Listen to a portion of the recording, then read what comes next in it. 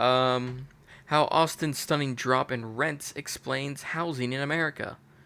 Which, I'll be honest, I like Yahoo Finance. It's kind of sad that they needed a whole article to explain it to the common people. Because on the surface, it makes sense. More supply, normal. If supply can keep up with demand, prices stay the same, maybe even drop a little bit. Hmm. But we'll get into it.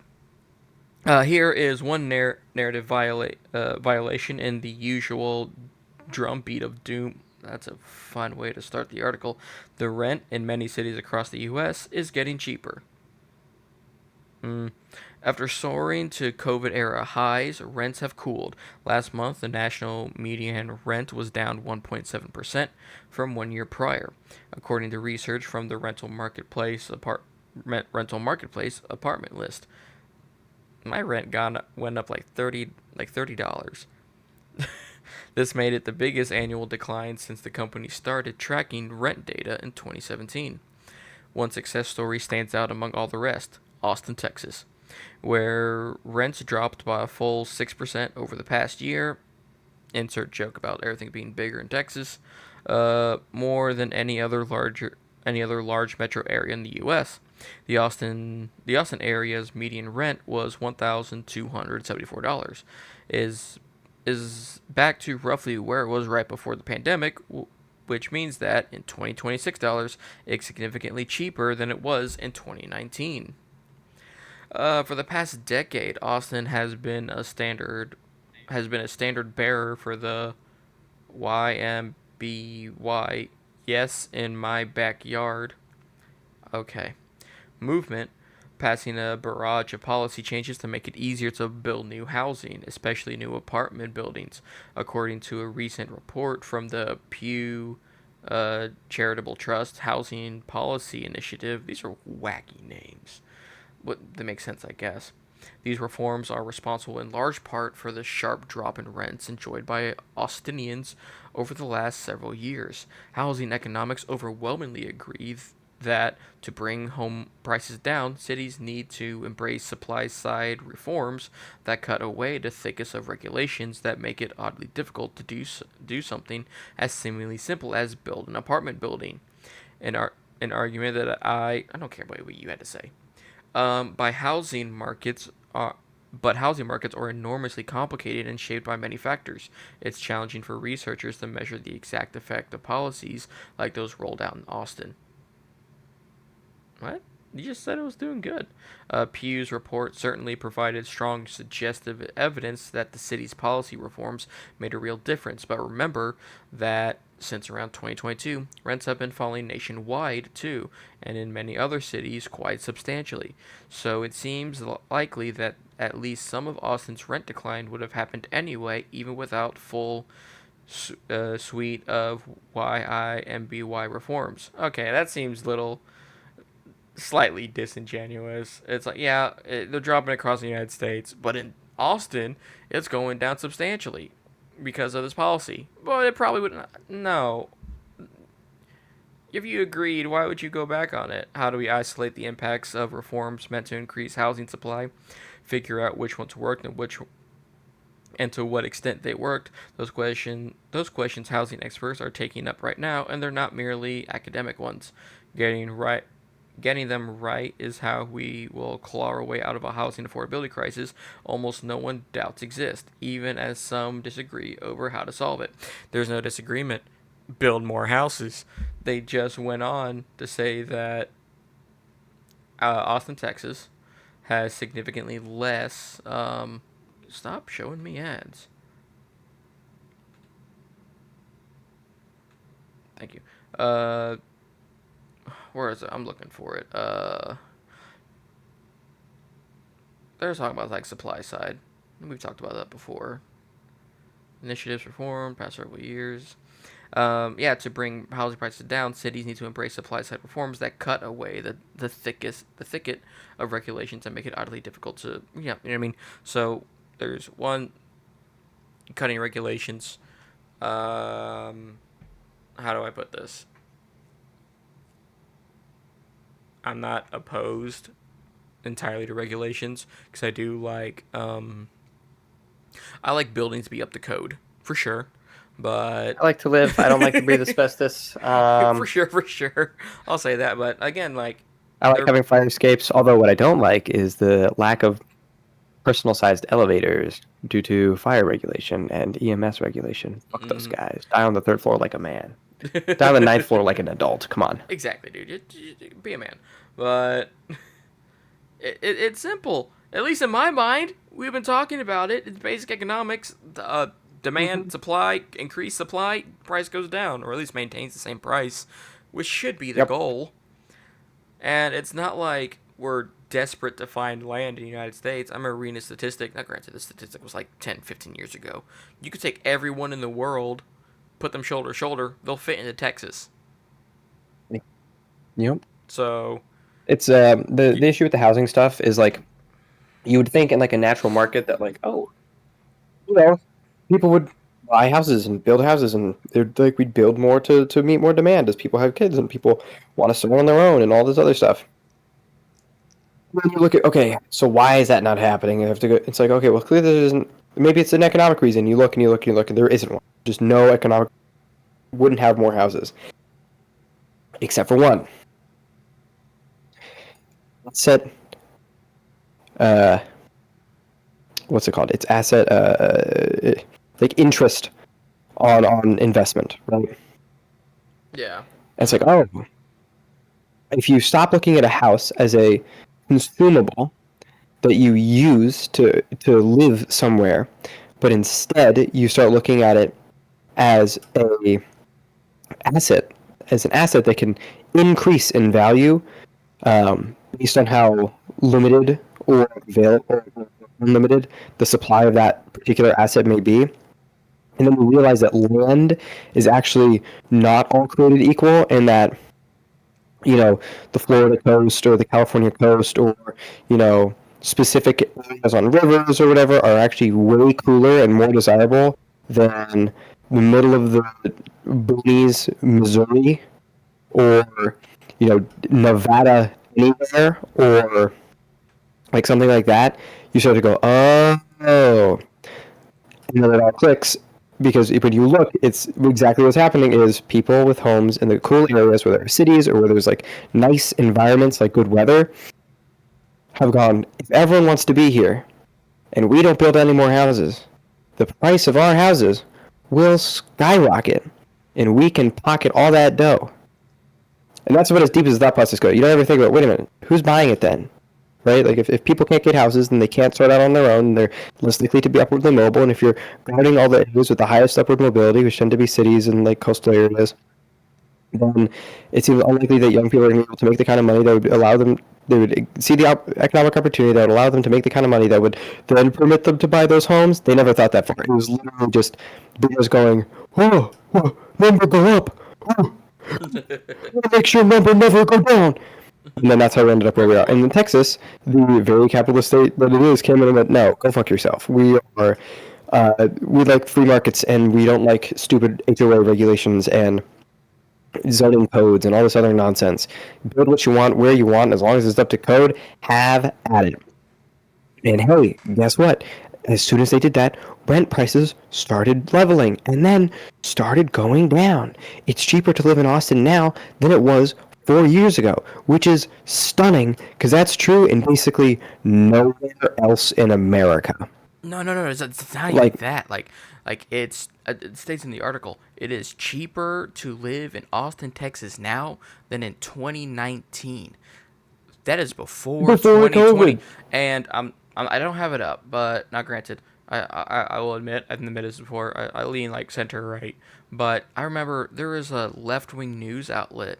One, I think it was either CNN or CBS or MSNBC, one of them. But they stated like it's like 2019 that like now granted this is news sites. This is back when I guess you could still say it now, but they hated Trump, they hated conservatives, but they even stated 2019 the best when it comes to the economy. It was the best numbers of our lives, and those are like the news anchors are like 40 and 50 years old. Best numbers of our lives, and something to compare like the best numbers since the Great Depression. all the good times they had in the 40s and 50s that start to decline, and the problems in the 70s to 90s and 2000s, we're hitting those high numbers again. In 2019, considered a great economic time for the United States. It is cheaper to live in Austin, Texas now. 6 years after COVID, 6 years after we just talked about earlier the super low interest rates. So now people don't want to buy homes. People don't want to sell their homes. People don't want to sell their homes. Prices go up. Yep. Austin, Texas, they've quote unquote figured it out. Huh? If we build more houses, prices go down. And on top of that, where's my note here? I was just looking at it.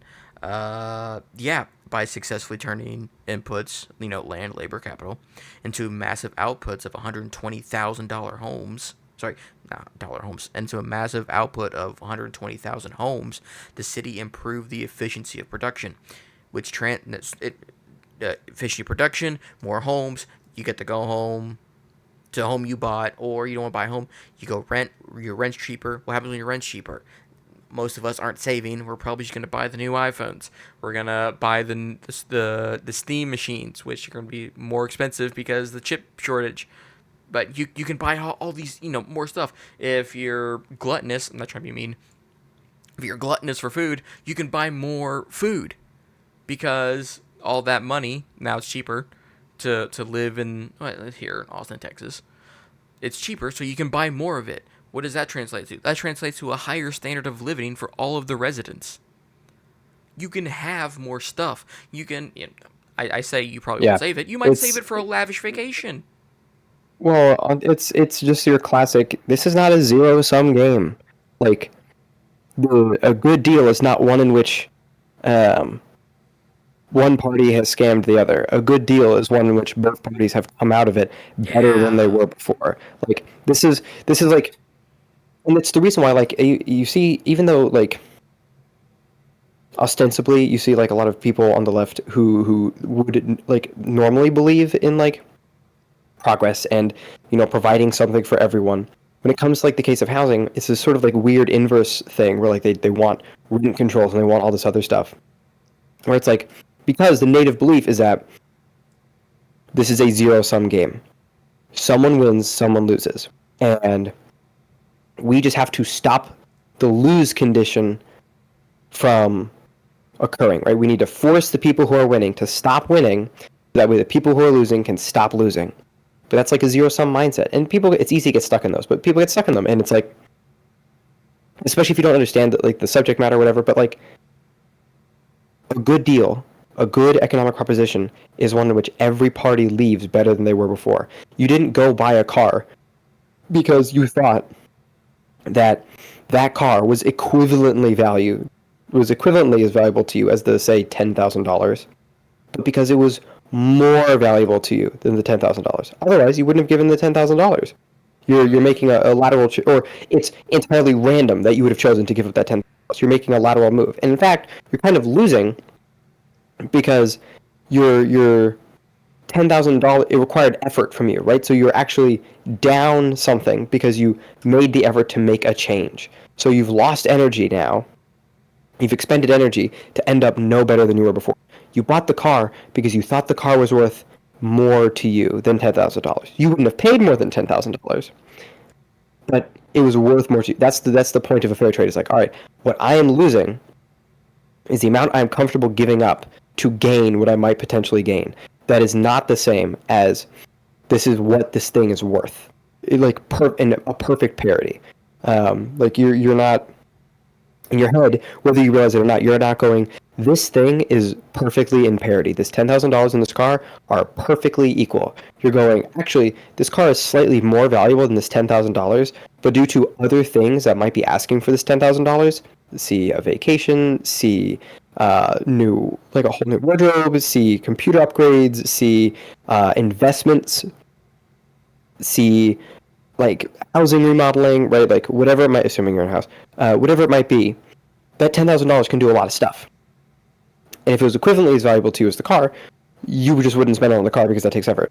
But because it's less valuable to you than the car, less so in a way that you're like, I will give this up because the benefit is worth the energy expenditure and the change and the foregoing of all these other opportunities, right? So even if it's not a conscious thought process, even if the thought process is these are perfectly equivalent, that's not actually the case. Otherwise, there's no reason why you would have done it. You would actually be kind of worse off because now you're giving up on the opportunity cost of a whole bunch of other stuff, and you're also giving up all that energy required to either look for the car or buy the car or do whatever.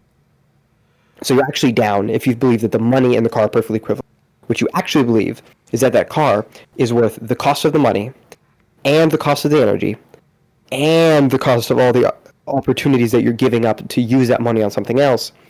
That's what you think the car is actually worth. So in the same vein, if we look at housing like that, when you look at it as a zero-sum game of when someone is winning, someone else is losing, you don't want to build more homes because that just makes more winners and more losers, right? You're just adding more. You're adding one winner and one loser to each pool. In reality, you can create more winners. And the guy who bought the car, to go back to the original, and the guy who bought the car, he thinks that $10,000 is worth more to him than the opportunities he could have trading that car or parting out that car or driving that car more or whatever. It's worth more to you because it's compensating you for opportunity costs. Also works in housing, right? People are missing, the issue we're having with housing is people are missing the fact that there are opportunity costs to not building houses. So that's sort of the point I was getting at, is like people don't process the opportunity costs very well. They can process sort of the value cost of like the $10,000 price tag or like the $200,000 price tag on a house. But what they're not processing is, okay, well, $200,000 over X many years versus a down payment of, let's say, $20,000, or you get an apartment and it costs you, let's say the cost of the mortgage, not the cost of the mortgage, like your average mortgage payment, right? An equivalent payment to your mortgage per month. But you don't need to invest that down payment, and that can go to a stock portfolio, that could go towards vacation, that could go towards a new car, that could go towards a whole bunch of other stuff. You're saying the house is worth more to me than all that, and that's why people want to move places, because that's why coastal cities are so economically fecund, or just all this other stuff. Because when you're building a house, right? If you're someone who's building a house, you're going, okay, is it the materials of this house and is the cost of building this house worth more than me? Let's say you're like your construction company. Is it worth more than doing other construction projects, whether it's building a bridge, whether that's building industrial stuff? Is it worth my time and my effort and my money to build a house that I don't know if it will or will not sell, assuming this is how it's done, or to take a contract to build houses if I don't think that I will be, or a company who's potentially hiring that company? Do I want to build these houses that I could potentially sell out to do all this other stuff, blah, blah, blah, blah, blah. When you start building houses, people do realize that this is a not zero-sum game. This is actually like a one-sum game or a positive-sum game where, sure, you're right. The guy who built the house might make out with like 2 times what he put in. But if you make it out with 1.x, right, he makes that with 2x is his value estimate. And if you make it out with 1.5x your value estimate, sure, he did better on that deal, but you're still also up. You didn't lose, you just also won, but maybe not quite as hard exactly. I think is what gets a lot of people, is that like disparity of benefit, where one party might make 2x and you make 1.5. You're like, well, I just lost. It's like, no, you didn't lose. The 2x was not the natural return of this. 0 is the natural return, or air quotes, natural return. Right? Like, the natural return is he is up 2x, and you are up, or you were down 1x, right? Like, if you have like 2 cookies, if you have a cookie, and you give him a cookie, now you are down a cookie and he is up a cookie. You just did that for no reason. Or he just took the cookie from you. He's now up a cookie and you're down a cookie. That's your zero-sum game. What's happening here is you're baking cookies with him. Right? You buy all the ingredients and you do all this other. You buy all these ingredients. He's okay. You buy me half the ingredients and I'll give you the cookie. I'll give you some cookies. So you buy half the ingredients and he gives you half the cookies. I'm trying to come up with a good example that's a bit less complicated, but like. Yeah, I got you. This isn't zero sum. If I had a house is a good example. or go back to the car example, right? The guy selling you the car, you're right. That car might have cost him $5,000 to acquire, and he's selling it to you for 10. So he's making out double. But if you're making out even 1.1x or 1.2x, right? Like, that car, let's say it's perfect parity value for you. The value that would be in perfect parity for you would be like 12,000 or 13,000. If you pay 10 grand for that car, you're up. You're up. You might not be up as the other guy, but you're up. Which I think is where people struggle. Everyone wants to win as much as the guy across from them is winning. Yeah, that's fair. Yeah, I get that. It's like sitting at the blackjack table and you see one guy hitting 21s all night, and you're like, fuck. But you still walk away after putting in 500. If you walk away with like 600 after putting in 500, and you walk away with like 6,000 after putting in 500, you'll be like, fuck. I hate that guy. Yeah, but I don't know. Yeah, big ups Texas, man. Big ups Texas. Big ups in Texas, man, for sure. But I mean, to me, that makes sense. Just build more homes. Now, granted, you're right. They do view it as more of like an investment. Well, not they. I'm talking about like boomers, but they view their homes as investment, which I kind of get. But at the same time, no, it's a home. But I don't think the younger generation is really viewing it that way. I just think they want places to live. It's just getting hard, but Texas is figuring out, and I don't know. Maybe with prices going down around the United States. Okay. With prices going down around the United States, maybe it might be an incentive for construction companies to be like, okay, well, these people are at least, they can maybe save enough money to put a down payment on a house. But you go. Yeah. Before we wrap up. I was going to say, if you're a state like Texas, this is better. This is amazing for you economically, because all the states that aren't doing this are hemorrhaging people. Hemorrhaging them. Those are all economically productive laborers.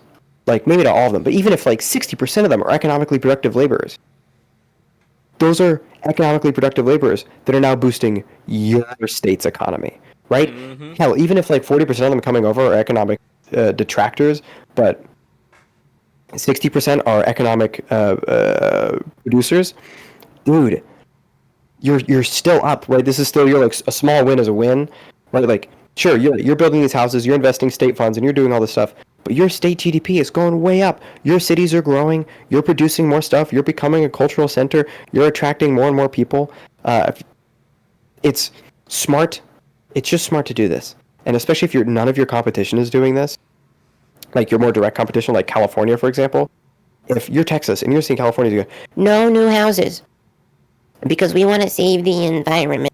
Or rent control. Housing. Or we want to do rent control so that way we can't kick out, or we don't have any more unhoused neighbors. Like, and you're going, hey guys, you could come live over here for very cheap. They'll just do it. It's because, again, and they're making it out better, right? Okay, you don't get the golden, kind of sucks. But you get to live in a decent state with decent services, and you're coming from California, so none of your cities are not car reliant, so you're not like losing out on like New York, which is like one of 2 walkable cities that exist in the United States. Yeah, you're moving over to this is Florida's. It's hot. Yeah, it's hot, it's flat, it's dry, and it takes 4 hours to get from LA to LA. Guess what, man? Austin's the same way. It's just cheaper, right? This is the opposite of the thing we were talking about earlier, where it's like, why would you pay the same to get something worse? Or pay more to get the same thing? You're paying less to get the same thing. It's the same economic proposition, just inverted.